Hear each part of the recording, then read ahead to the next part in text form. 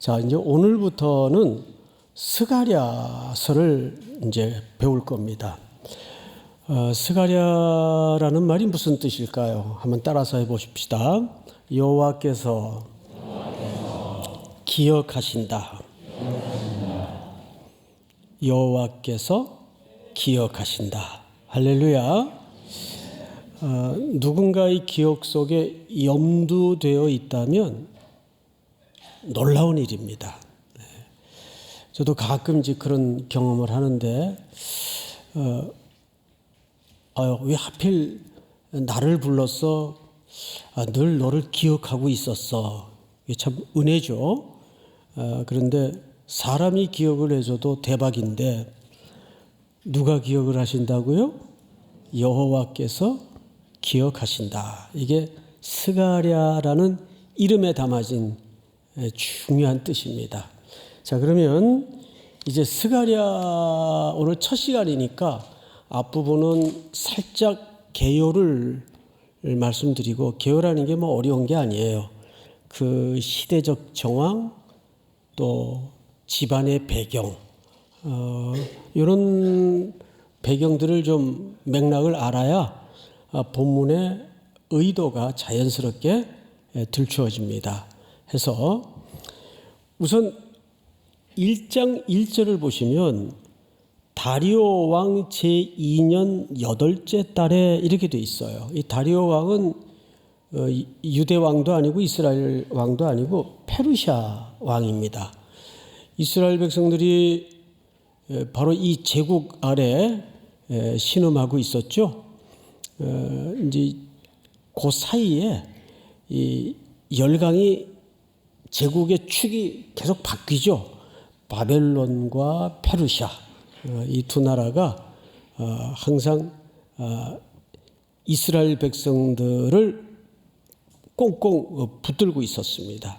그래서 이 다리오 왕은 그 중에서도 성경에는 바사라고 표현되어 있어요. 근데 바사를 우리 역사에 나와 있는 이름대로 부르자면 페르시아, 어마어마한 제국이었죠. 이 페르시아 왕입니다.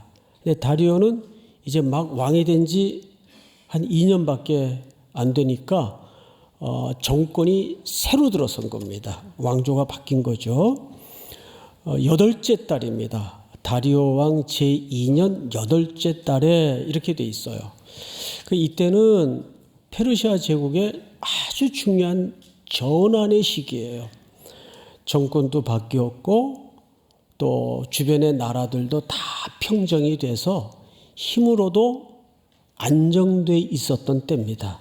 경제적으로도 말할 것 없고, 그러다 보니까 이제 모든 게 평안해졌으니까 하나 남은 거는 정권을 더 공고히 하는 일 외에는 이제 딱히 나라 자체에 어떤 문제가 없었어요.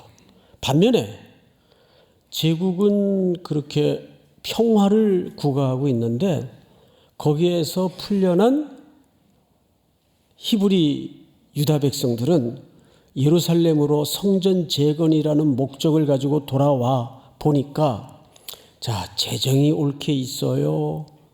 또 그것뿐만 아니라 주변에 잡다한 족속들이 의심의 눈초리를 가지고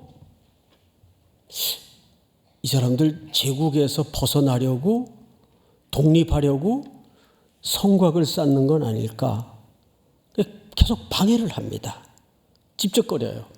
힘들죠. 피로감이 누적이 돼요. 게다가 결정적인 것은 그 옆에 나라들 역시 페르시아 제국의 속국들인데 시기와 불안한 이 변화 때문에 유다 백성을 페르시아 제국에다가 고소를 해요. 이 사람들 돌아와가지고 뭐 이상한 짓들 하는데 이거 허락한 거 맞습니까? 선조왕 때 허락했다는데 이게 사실입니까? 그래서 계속 문건을 올려가지고 방해 공작을 합니다. 고발을 합니다. 그러다 보니까 공사가 중단이 돼요. 무려 16년에서 17년 동안 중단이 됩니다. 이게 굉장히 이스라엘 백성들에게는 데미지였어요. 에이, 그냥 우리 민족이 그러면 그렇지 뭐 되는 일이 하나도 없네. 이참에 그냥 손 놓자 하고 중단된 지가 16년, 17년을 넘어가고 있던 때입니다. 이것이 그들에게는 굉장히 상처여 좌절이 됐어요. 그런데 이때 하나님께서 누구를 보내냐 하면 학개라는 선지자를 보내요. 손 놓고 있는 유다 백성들을 위해서 학개라는 선지자를 보냅니다. 그래서 그 선지자가 와서 무슨 얘기를 하는가를 우리 자막을 통해서 좀 보십시다. 다리오 왕 제2년 여섯째 달 곧 그 달 초하루에 여호와의 말씀이 선지자 학개로 말미암아 스알디엘의 아들 유다 총독 스룹바벨과 여호사닥의 아들 대제사장 여호수아에게 임하니라 이르시되 2절 만군의 여호와가 이같이 말하여 이르노라. 학개 선지자의 메시지입니다. 이 백성이 말하기를 여호와의 전을 건축할 시기가 이르지 아니하였다 하느니라. 이게 무슨 얘기냐 하면 학개 선지자가 예루살렘에 올라와서 백성들을 대상으로 하나님께서 주신 메시지를 선포하는 겁니다. 너희들이 아직 여호와의 전을 건축할 시기가 이르지 않았다고 공사를 중단하고 손을 놓는 핑계거리를 찾았구나. 우리는 표면적으로 볼 때는 이렇게 재정도 어렵고 인력도 부족하고 뿐만 아니라 특별히 주변 잡다한 족속들의 방해 공작과 고소 고발이 이어지니까 백성들 사이에서는 자연히 지금은 시기가 아닌가 보다. 조금 너무 이른 감이 있다 해서 공사를 중단한 줄 알았어요. 그런데 학개 선지자가 하나님의 말씀을 통해서 고발하기를 이 백성이 말하기를 여호와의 전을 건축할 시기가 이르지 아니하였다 하느니라. 3절 여호와의 말씀이 선지자 학개에게 임하여 이르시되 이 성전이 황폐하였거늘 너희가 이때에 판벽한 집에 거주하는 것이 옳으냐. 여기 판벽이라는 말을 좀 잘 안 쓰는 단어죠. 이 단어는 무슨 뜻인가 하면 화려한 이 뜻입니다. 화려한. 그러니까 이걸 이제 종합적으로 풀자면 학개 선지자가 이렇게 얘기한 거예요. 너희들이 아직 공사할 때가 너무 이르다. 방해 때문에 도저히 할 수가 없다. 그래서 공사를 지금 16년, 17년째 머뭇거리고 중단하고 있는데 그거 다 핑계다. 이때 너희 집은 화려하게 치장하고 이태리 대리석에 이걸로 꾸미고 살면서 하나님의 집은 이렇게 처참하게 황폐하게 그대로 두는 것이 옳으냐. 깜짝 놀랐어요. 단순히 주변의 외부 조건 때문에 공사가 중단된 줄 알았는데 사실상 유다인들에게는 들키고 싶지 않은 속내가 들켜진 거예요. 그렇게 공사가 16년, 17년 동안 중단이 된 겁니다. 그리고 이제 끄트머리 14절로 건너뛰어서 보십시다. 여호와께서 스알디엘의 아들 유다 총독 스룹바벨의 마음과 이거 전부 지도자 그룹을 얘기하는 거예요. 여호사닥의 아들 대제사장 여호수아의 여기 여호수아는 여호수아서에 나오는 그 여호수아가 아니고 동명이인이에요. 대제사장 여호수아의 마음과 남은 모든 백성의 마음을 감동시키심에 그러니까 지도자들의 마음과 백성들의 마음을 감동시켰어요. 뭘로요?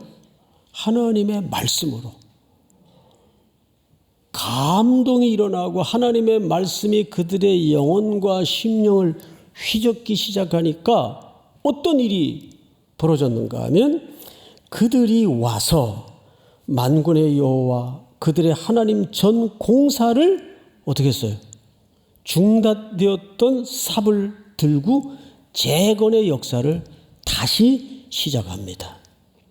여러분, 16년, 17년 전에 중단되었을 때의 형편과 16년, 17년이 지난 지금의 형편이 환경은 달라진 게 아무것도 없어요.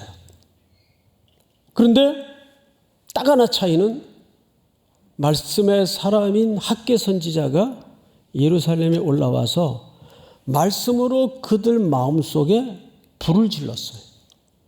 그러자 그 말씀의 능력과 말씀의 힘이 그들로 하여금 정신을 차리게 만들고 아무것도 17년 전과는 달라진 게 없는데 다시 중단되었던 재건의 삽을 들기 시작한 겁니다. 그러면 이것은 우리에게 어떤 원리를 던질까요? 여러분, 하나님의 백성들은 그리고 교회 공동체는 사람의 의기투합이나 사람의 열정으로 되어지는 일이어서는 안 됩니다. 뭐가 일하게 만들어야 돼요? 말씀이 일하게 만들어야 돼요. 믿습니까? 그래서 사도 바울이 에베소 사역을 마치고 해변가에서 에베소 장로님들과 함께 작별 인사를 할 때도 교회를 장로님들의 리더십에 맡기지 않았어요. 하나님의 말씀께 부탁한다 그랬어요. 믿습니까? 이것이 오늘 이 메시지를 통해서 꺼내 들어야 될 첫 번째 원리예요. 여러분들의 인생을 누가 이끌어가도록 순종해야 될까요? 말씀이 이끌어가도록 순종해야 됩니다. 믿습니까? 교회는 담임 목사의 영향력이나 당회의 리더십으로 좌지우지돼서는 안 됩니다. 교회도 뭐가 이끌어가야 될까요? 말씀의 원리가 교회를 이끌어가야 돼요. 할렐루야. 그건 각각이 성전이 되어 있는 여러분들의 인생도 마찬가지예요. 죽어나오기는 우리 3.1회 성도들의 모든 인생과 우리 3.1교회 공동체는 말씀이 움직이는 공동체가 되기를, 성도들이 되기를 축원하고 축복합니다. 자, 그런데 1절을 다시 보세요. 다시 보시면 다리오 왕 제2년 8째 달에 스가랴에게 하나님의 말씀이 임해요. 근데 아까 보니까 학개 선지자가 언제 왔어요? 1장 1절을 한번 볼까요? 학개서 보시면 다리오 왕 제2년 몇째 달. 그러면 이 본문을 그대로 좀 띄워두십시오. 오늘 스가랴서 1장 1절과 비교를 해보면 불과 몇 달 사이입니까?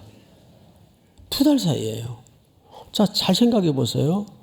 2달 전에 학개 선지자가 예루살렘에 와가지고 하나님의 말씀을 받아서 부흥의 불을 질렀어. 그래서 백성들이 깨닫고 회개하고 중단되었던 성전 건축에 그들이 돌아올 때의 원래 목적의 사역을 다시 시작했습니다. 다시. 그럼 된 거 아니에요, 이제? 성도들도 돌아왔고 중단되었던 공사도 다시 시작을 했고. 그런데 그것도 무슨 2년 있다가 온 것도 아니고 2달 있다가 스가랴 선지자가 올라왔어요. 하나님의 말씀이 임했다고. 그럼 백성들의 입장에서는 이 사람은 왜 또 왔지? 뜬금이 없단 말이에요.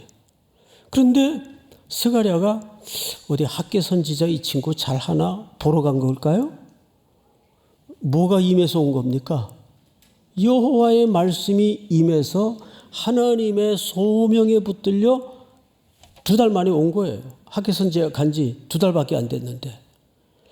그러면 하나님이 학개 선지자를 못 믿어서 바로 뒤이어 보냈을까요? 그럴 리는 없을 거예요. 바로 오늘 저와 여러분들이 스가랴서를 시작하면서 질문해야 될 질문이 여기서 나옵니다. 근데 이 질문이 굉장히 중요해요. 따라서 합니다. 여러분들이 해야 될 질문을 지금 제가 같이 하는 거예요. 스가랴 선지자는 왜 왔을까? 그래서 어떤 신학자는 스가랴 선지자의 역할에 대해서 모호한 선지자, 왜 왔는지 잘 모르겠다 그 뜻이에요. 예? 재밌죠? 그런데 오늘 마지막 설교 끝에 결론이 뭐냐 하면 왜 왔는지를 아는 것이 결론입니다. 그건 제가 가르쳐 줄 수 있는 문제가 아니고 성경이 스가랴 선지자의 직무를 어떻게, 이 사람이 왜 2달 채 안 돼가지고 예루살렘에 왔을까, 그거를 발견하는 것이 오늘 설교의 마무리예요. 자, 그럼 성경을 봐야 되겠죠? 2절을 보세요. 오늘 본문 2절 보시면 여호와가 너희의 조상들에게 심히 진노하였느니라. 갑자기 왜 조상 얘기를 꺼내지? 이거 학개 선지자가 한 얘기가 아니에요. 누가 한 얘기예요? 스가랴, 두 달 있다가 온 스가랴 선지자가 한 얘기예요. 조상 얘기를 해요. 아, 이것도 뭐 역사 청산인가? 뭐 그런 측면도 없지 않아 있긴 하겠지만 생각해 보세요. 왜 갑자기 조상들 얘기를 할까? 근데 조상들 얘기가 좀 부정적이에요. 너희의 조상들에게 하나님이 심히 뭐 했다고 되어 있습니까? 이게 이제 우리 한글 번역으로는 이 정도 표현을 했지만 히브리 말은 강조에 강조를 해서 굉장히 격렬하게 하나님의 진노가 표시됐습니다. 조상들의 그 어떤 악에 대해서. 그러면 포로로 끌려가기 전에 이스라엘이나 유다의 형편이 어땠습니까? 가장 큰 죄악이 뭐예요? 우상숭배예요. 우상숭배는 뭐와 연결이 되죠? 언약을 어긴 것과 연결이 됩니다. 우상숭배라는 것은 영적으로 음행을 한 거예요. 그들의 영원한 신랑은 하나님이신데 그 하나님을 등져버리고 이신도 좋고 처신도 좋고 이방 여인들과 음행을 하고 신을 섞어서 우상숭배에 빠진 겁니다. 출애굽기 20장이나 34장에 보면 하나님을 어떻게 묘사하죠? 질투하시는 하나님이다 그래요. 질투는 그 질투라는 감정 밑바닥에는 뭐가 전제되죠? 사랑이 전제돼요. 하나님이 우리를 질투하신대요. 근데 나하고 아무 상관없는 사람이 뭐 다른 남자를 만나든 다른 여자를 만나든 뭔 상관이에요? 그건 나하고 아무 상관이 없어요. 그런데 사랑하는 사람이라면 문제가 달라지죠. 불같은 질투가 일어나는 거예요. 눈길을 곁눈질을 내도 화가 나는 거예요. 그래서 싸우는 사람들 많잖아요. 왜 쳐다보냐고. 하나님도 그런 감정이 우리한테 있다 그 말이에요. 아무개 집사님 왜 자꾸 곁눈질해? 송 목사 왜 자꾸 딴청해? 똑같은 거예요. 질투하시는 하나님이. 그러니까 조상들의 가장 큰 죄가 그거예요. 자, 그런데 조금 더 구체적으로, 그리고 과연 방금 말씀드린 것처럼 조상들의 어떤 죄악을 뭐 우리가 일제 역사 청산하듯 그런 차원의 조상들의 일들을 지난 과거의 시간을 여기 꺼냈을까요? 4절로 넘어가 보세요. 4절. 제가 읽습니다. 너희 조상들을 받지 말라. 잠깐 보십시다. 무슨 얘기예요? 즉 여기에는 이런 연결고리가 있는 겁니다. 지금 성전 재건의 삽을 든 이스라엘 백성들에게 스가랴 선지자를 보내서 하고 싶은 얘기가 첫 번째가 이 부분이에요. 여러분들의 조상들이 왜 끌려가고 왜 객지에서 무덤을 만들고 죽어갔는지 겪었지 않습니까? 그들의 죄가 무엇인지 알지 않습니까? 근데 왜 여기서 그 후손들에게 본받지 말라고 그랬을까요? 더 열심히 본받고 있더라고요. 그들이 그 끔찍한 고난의 역사를 자기들의 조상과 함께 그 이방 땅에서 수많은 고난 가운데 겪어놓고도 그거를 온몸으로 역사 속에 체득을 해놓고도 그들이 돌아와서 하는 일들을 보니까 조상들이 걸어서 하나님 앞에 진노를 받았던 그 길을 똑같이 답습하더라 그 말이에요. 그래서 이 얘기를 하는 거예요. 4절. 너희 조상들을 본받지 말라. 옛적 선지자들이 그들에게 외쳐 이르되, 이쪽에 포로로 끌려가기 전을 얘기합니다. 그들에게 수많은 선지자들이 보내어져서 그렇게 하면 안 됩니다. 돌아와야 됩니다. 끊어내야 됩니다. 우상 숭배는 죄입니다. 하나님이 진노하십니다. 끊임없이 하나님에 대해서 귀에 피가 나도록 선포하고 가르쳤지만 어떻게 했어요? 4절 하반절 볼까요? 그들에게 외쳐 이르되 만군의 여호와께서 이같이 말씀하시기를 너희가 악한 길 악한 행위를 떠나서 돌아오라 하셨다 하나 그들이 듣지 아니하고 내게 귀를 기울이지 아니하였느니라. 여호와의 말씀이니라. 무슨 얘기입니까? 사랑하는 이의 그 애끓는 호소와 돌아오라는 초대 앞에, 프로포즈 앞에 관심도 기울이지 않았다 그 말이에요. 그 얘기를 하는 거예요.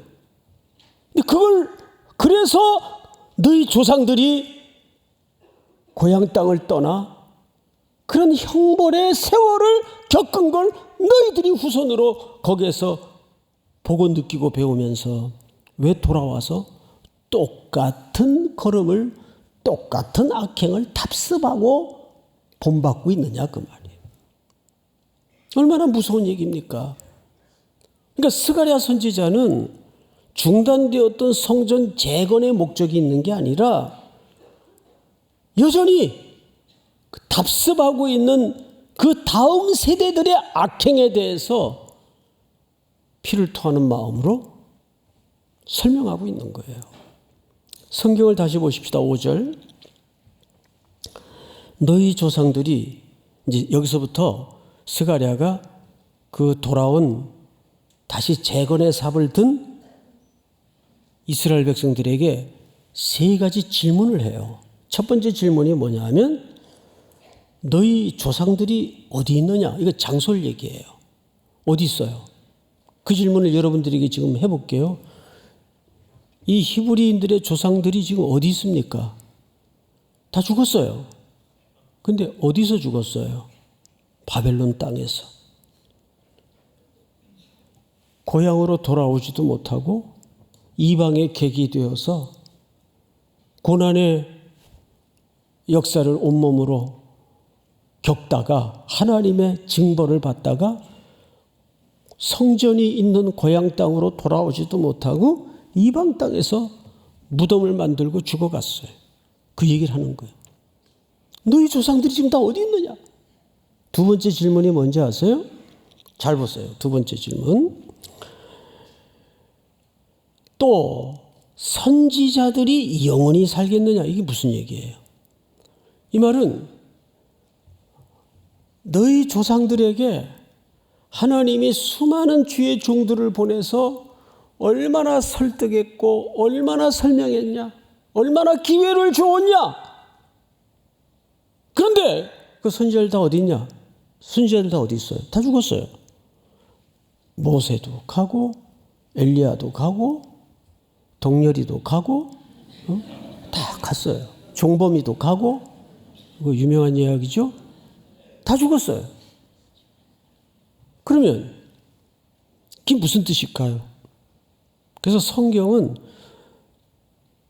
이게 언어라는 체계로 썼기 때문에 문학적 이해가 있어야 돼. 이 얘기는 그들도 유한한 존재이기에 선포하고 지나가고 경고하고 지나가고 영원히 남아서 선지자 노릇한 선지자가 없지 않냐. 그러니까 그게 무슨 얘기입니까? 기회는 영원하지 않다 그 말이에요. 기회는 유한하다 그 말이에요. 때가 있다 그 말이에요. 지금 그 선지자들 다 어디 있느냐? 다 죽었어요. 다 지나갔어요. 세 번째 질문을 잘 보세요. 세 번째 질문. 6절. 내가 나의 종 선지자들에게 명령한 내 말과 내 법도들이 어찌 너희 조상들에게 임하지 아니하였느냐? 임했다는 얘기입니까? 임하지 않았다는 얘기입니까? 임했다는 얘기예요. 그 선지자들이 자기의 시대에 와서 패역과 우상숭배와 언약을 섬기던 백성들에게 경고를 하고 돌아오라고 촉구하고 하나님의 애끓는 마음을 선포하다가 다 죽었어요 지금. 그런데 선포한 그 사람은 역사의 무대 뒤로 사라졌지만 그들이 선포했던 하나님의 말씀은 역사 속에서 실증적으로 열매를 맺었냐 안 맺었냐, 성취가 됐냐 안 됐냐, 그 얘기를 하는 거예요. 성취됐어요 안 됐어요? 성취됐잖아요. 경고대로 돌아오지 않으면 어떤 대가를 치를 것인가를 선포했는데 그대로 실증적으로 이들이 겪었습니까 안 겪었습니까? 지금도 겪고 있고. 그러니까 여기 뭐가 강조된 거죠? 하나님의 말씀이 언제 틀림이 있는 적이 있더냐? 하나님의 말씀은 그대로 반드시 성취된다는 것을 계속해서 강조하고 있어요. 첫 번째 원리가 뭐죠? 말씀이 일하도록 하라. 그러니까 교회에 어떤 일이 벌어지더라도 사람의 도모와 의기투합으로 되어질 수 있는 일은 없어요. 말씀이 먼저 그 사람들의 교회 공동체에 심령을 감화시키고 움직여야 일이 되게 돼 있습니다. 근데 계속해서 스가랴 선지자가 백성들에게 왜 너희 조상들의 죄악을 그 실증을 보면서도 똑같이 답습하느냐? 너희 조상들이 지금 어디 있느냐? 선지자들이 지금 어디 있느냐? 그리고 그 선지자들이 선포했던 말씀이 지금 그대로 성취되지 않은 게 어디 있냐? 그대로 성취되었다 지금. 그러면서 마저 보십시다. 6절. 내가 나의 종 선지자들에게 명령한 내 말과 내 법도들이 어찌 너희 조상들에게 임하지 아니하였느냐? 그러므로 그들이 돌이켜 이르기를 만군의 여호와께서 우리 길대로 우리의 행위대로 우리에게 행하시려고 뜻하신 것을 우리에게 행하셨도다 하였느니라. 그제서야 알아먹어요. 우리가 행한 대로 지금 보응을 받고 있습니다. 우리가 행한 대로 갚음을 받고 있습니다. 그러면 결국 너희들 말 안 들었더니 이렇게 됐지? 이거 확인하려고 스가랴 선지자가 2달도 안 돼가지고 와가지고 이 얘기를 하고 있는 걸까요? 아니에요. 그래서 오늘 이 6절 속에서 해석하지 않는 본문이 딱 한 절이 있어요. 3절입니다.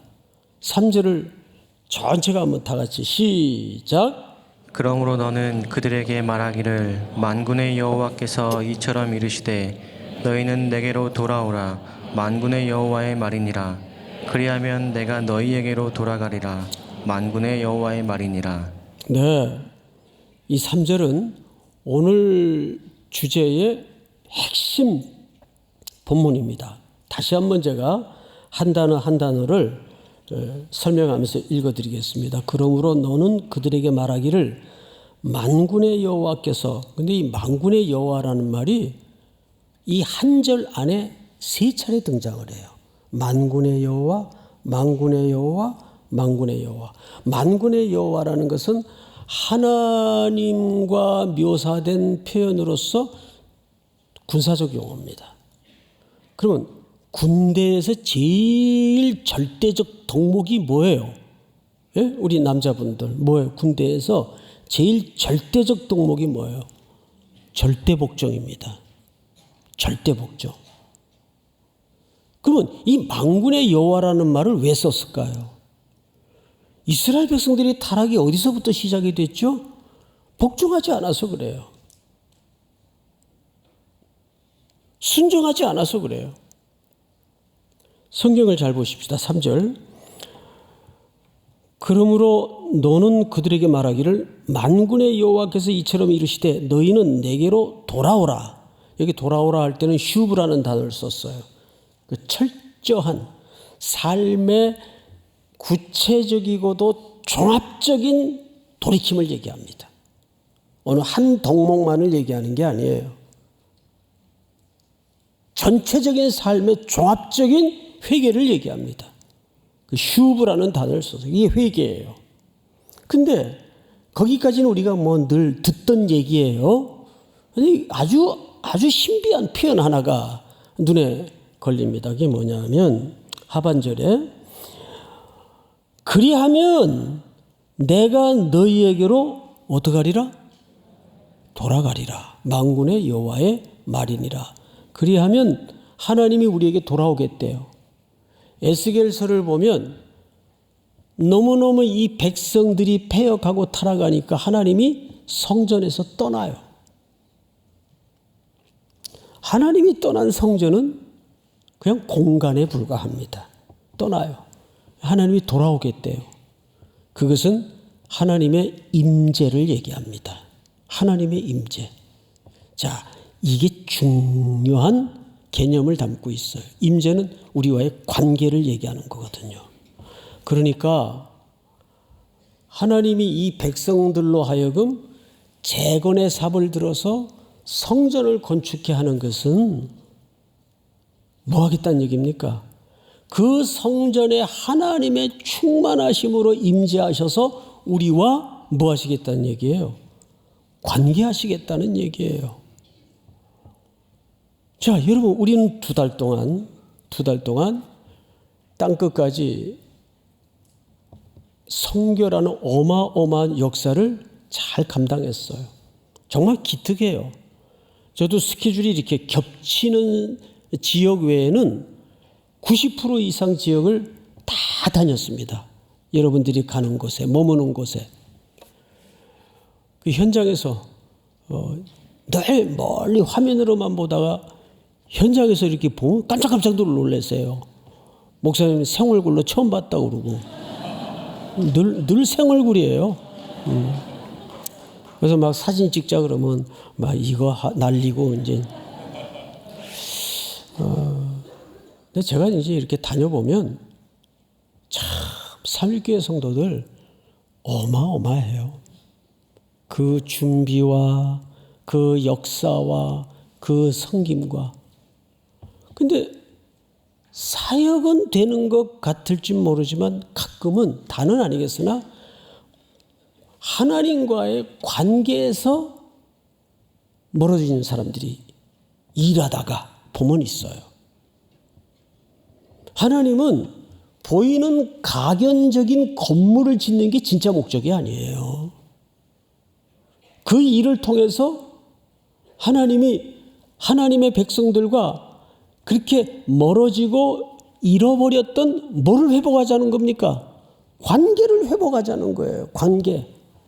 종교적인 열심을 많이 열심히 해서 자기의 치성이나 의의를 쌓자는 게 아니고 하나님이 깊이 내가 네 안에 네가 내 안에 관계를 하자는 거예요. 그걸 우리는 임마누엘이라고 그러고 임재라 그래요. 그래서 아예 예수 그리스도께서 우리 가운데 오셔서 말씀이 육신이 되어 우리 가운데 거하시니 우리가 그 영광을 보니 독생자의 영광이요. 임재해 오신 거예요. 왜? 우리는 하나님을 향하여 찾아갈 의도 없고 실력도 없으니까 하나님이 이런 선지자들의 메시지를 통해서 우리에게 돌아오신 겁니다. 우리의 의지와 우리의 수준과 우리의 태도와 상관없이 일방적으로 찾아오셔서 짝사랑하시는 하나님, 십자가의 아들을 내어 거시고 우리 죄값을 지불하시어 누구든지 그 이름을 부르는 자는 하나님의 자녀가 되는 권세를 주셨어요. 그러니까 결국 스가랴 선지자는 보이는 성전 재건에 목적을 두고 보내어진 분이 아니고 그 성전의 참 의미, 요한복음에서 바리새인들과 논쟁 속에서 예수님이 뭐라 그래요? 성전을 홀라 내가 사흘 만에 일으킬 것이다. 바리새인들이 맹꽁이처럼 알아들었죠. 이 양반아, 이 성전 짓는 데 46년 걸렸는데 어떻게 당신이 사흘 만에 일으킨다 그래? 이는 자기 육체를 가리켜 하신 말씀 이러라 바리새인들이 깨닫지 못하더라. 그럼 참 성전은 누구십니까?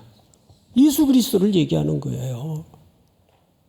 그러니까 스가랴 선지자는 놀랍게도 구약에서 가장 성전의 참된 의미를 설명한 선지자이면서 동시에 그 성전이 갖는 각각 성도들에게 던져져야 될 의미가 뭘까요? 하나님과의 임재, 하나님과의 교제를 얘기합니다. 오늘 9월 1일 이제 곧 아침 저녁으로 선선한 바람이 불 때쯤 더 기도와 말씀의 자리에 나아가서 뜨거운 여름 동안 소홀히 했던 하나님과의 임재와 경험을, 교제를 더 부유하게 누릴 수 있는 우리 3일의 성도들이 될 수 있기를 주의 이름으로 축복합니다. 다 일어나십시다. 여호와께 돌아가자.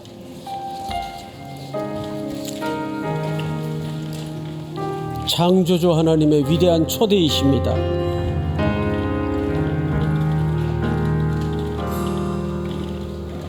내 백성 나를 떠나 돌아섰지만 내 사랑의 내 백성을 포기 못하니 내 모든 것 내어주고 나 그를 얻으리라. 여호와께 돌아가자. 우린 돌아서도 그는 변치 않네. 여호와께 돌아가자.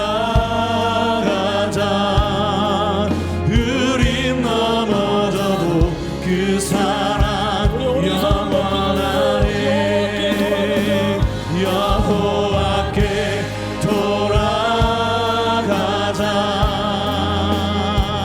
우린 돌아서도 그는 변치 않네.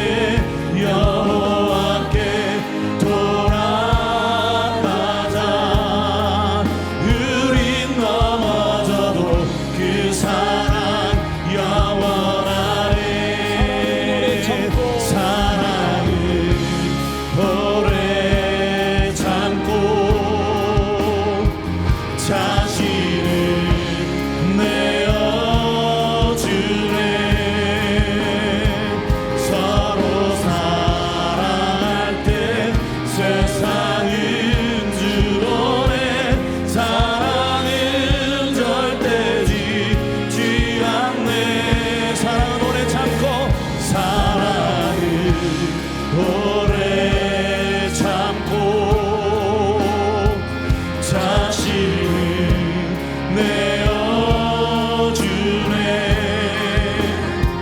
서로 사랑할 때 세상은 줄오네.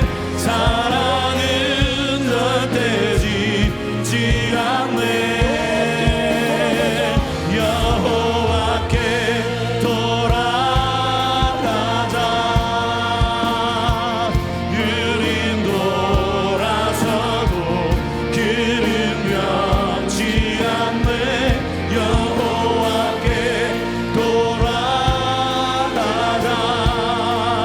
유린 넘어져도 그 사랑 영원하네.